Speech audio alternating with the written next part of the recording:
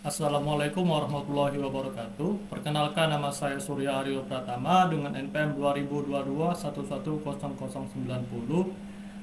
Dengan video ini saya akan mempresentasikan hasil pengerjaan saya dalam mata kuliah pemrograman berorientasi objek, yang dimana dalam tugasnya saya harus membuat sebuah program untuk menjelaskan studi kasus mengenai sistem reservasi tempat liburan. Nah, dalam soal ini sendiri terdapat petunjuk pengerjaan kuis, salah satunya menggunakan bahasa Python, perkenalan diri, kemudian menjelaskan konsep OOP, menampilkan kode program, dan lain sebagainya. Nah, di sini saya akan menjelaskan konsep OOP, kelas, objek, getter, dan lain sebagainya. Yang pertama yaitu adalah kelas. Kelas di sini merupakan template atau cetak biru untuk suatu objek. Kemudian objek merupakan suatu instance atau contoh tersendiri dari penerapan kelas.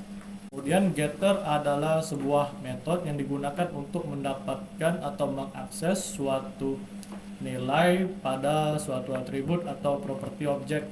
Dan setter merupakan untuk mengubah nilai atau menetapkan nilai pada suatu atribut atau properti objek. Kemudian constructor. Constructor di sini adalah metode khusus yang digunakan untuk menginisialisasi atribut atau memberi nilai awal untuk objek.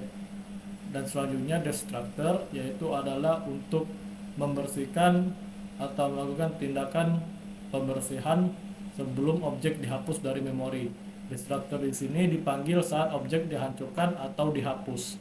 Nah, selanjutnya yaitu adalah inheritance. Inheritance sendiri merupakan pewarisan. Pewarisan di sini merupakan mekanisme di mana sebuah kelas dapat menggunakan atribut atau metode dari kelas induknya atau superkelasnya. Selanjutnya yaitu adalah overloading. Overloading di sini adalah kemampuan untuk memiliki beberapa fungsi atau metode dengan nama yang sama tetapi dengan parameter yang berbeda. Kemudian untuk implementasi kode dari soal meminta untuk memahami studi kasus untuk membuat suatu program sistem reservasi tempat liburan yang mencakup data tempat, paket wisata, dan jenis wisatawan. Nah, untuk sistem reservasi ini dengan data tersebut sudah ditetapkan. Saya menetapkan data tempat itu seperti atribut nama, lokasi, fasilitas, dan harga. Kemudian untuk paket wisata ada standar, kemudian ada jenis wisatawan, domestik atau internasional.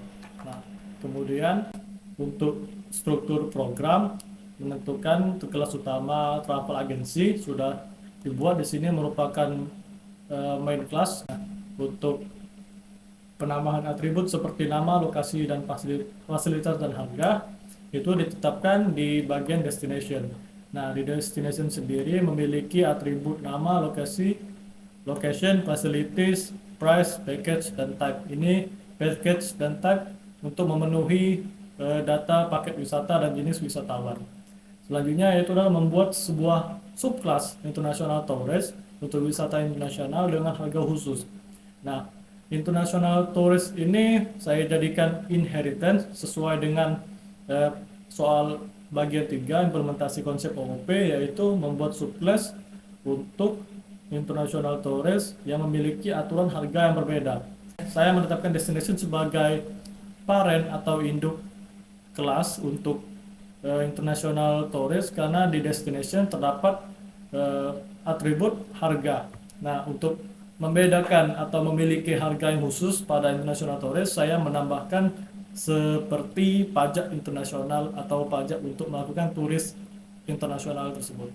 Selanjutnya yang 3 adalah implementasi konsep OOP atau Object Oriented Programming. Di sini ada getter dan setter. Getter di sini saya tetapkan pada fungsi untuk menampilkan destinasi karena di sini getter ini menampilkan atau mengakses atribut atau properti. Nah, tepatnya di sini pada fungsi looping for e in self destination.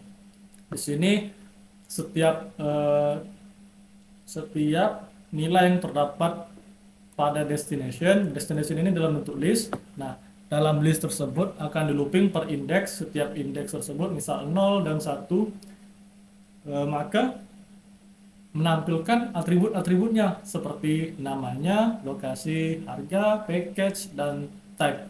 Nah, selanjutnya terdapat setter. Untuk setter sendiri saya terapkan pada fungsi menambahkan destinasi. Nah, pada menambahkan destinasi, kenapa setter? Karena di sini terdapat fungsi .append. .append ini merupakan cara untuk menambahkan data ke dalam tipe list. Nah, tipe list di sini merupakan destination. Nah, untuk menambahkan datanya di sini ada parameter untuk fungsinya yaitu destination. Destination sendiri dipanggil dari main program yang dimana di pembuatan destinasi seperti ini. Nah, destinasi 1 kemudian dipanggil kelas destination dengan atribut-atribut Bali, pantai, indah, kolam renang untuk masing-masing dari atribut destination itu sendiri. Nah, yang di sini. Selanjutnya yaitu adalah constructor. Constructor ini untuk menambahkan tempat liburan baru. Nah, ini adalah salah satu contoh konstruktor, tapi ada contoh lain seperti ini juga konstruktor. Nah, selanjutnya yaitu overloading. Overloading di sini untuk membuat metode untuk menghitung harga reservasi berdasarkan jumlah orang dan jenis wisatawan. Nah, kalau jenis wisatawan tadi sudah dibagi dua, ada domestik dan internasional. Domestik di sini kalau termasuk domestik maka masuk kelas destination. Kemudian di destination ini ada sebuah fungsi calculate price yang dimana calculate price ini juga terdapat pada fungsi international tourist.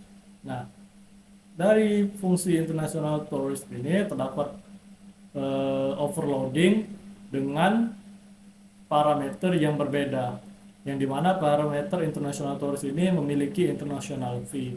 International fee sendiri ditetapkan untuk menimbulkan atau mengakibatkan harga khusus. Harga khusus yang membedakan antara tipe dari destinasi atau wisata itu sendiri. Kan ada dua, domestik sama international tourist. Nah, jadi jika internasional maka ini dapat fee sebesar 1% di sini. Jadi 0,1 itu 1%. Nah, selanjutnya ketika kita coba jalankan. Nah, di sini untuk variabelnya sudah disimpan di dalam list masing-masing seperti Bali dan Jepang. Kemudian selanjutnya yaitu inheritance. Inheritance ini ketentuannya merupakan international tourist yang memiliki aturan harga berbeda yang dijelaskan sebelumnya. Nah, penetapan inheritance itu sendiri bisa dilihat di sini, yaitu dengan dalam Python inheritance itu ditulis seperti ini. Yang pertama itu kelas, kemudian nama kelasnya. Nah, di dalam tanda kurung ini merupakan nama kelas yang akan dijadikan induknya. Nah, di sini induknya yaitu atau super kelasnya itu destination. Jadi setiap properti yang terdapat dalam destination, nah di sini properti seperti name, location, facility dan sebagainya itu bisa diakses. Kemudian fungsinya juga bisa digunakan oleh international tourist. Nah, untuk selanjutnya yaitu destructor. Destructor ini digunakan untuk menghapus tempat liburan yang sudah digunakan. Nah, destructor di sini misal terdapat dua. Misalkan di sini di destination. Nah, di destination juga terdapat destructor. Destructor ini untuk menghapus destinasi yang sudah dibuat tadi seperti Bali dan Jepang. Jepang ini untuk internasional. Jadi di fungsi internasional sendiri juga ada fungsi del-nya. Nah, destructor ini akan menghapus dari list tadi, menghapus nilainya. Nah, untuk keseluruhan, untuk ketiga soal ini saya rasa sudah terpenuhi untuk memenuhi tugas kuis 2 pemrograman berorientasi objek ini. Sebelumnya saya ucapkan maaf jika ada salah dan saya tutup. Wassalamualaikum warahmatullahi wabarakatuh.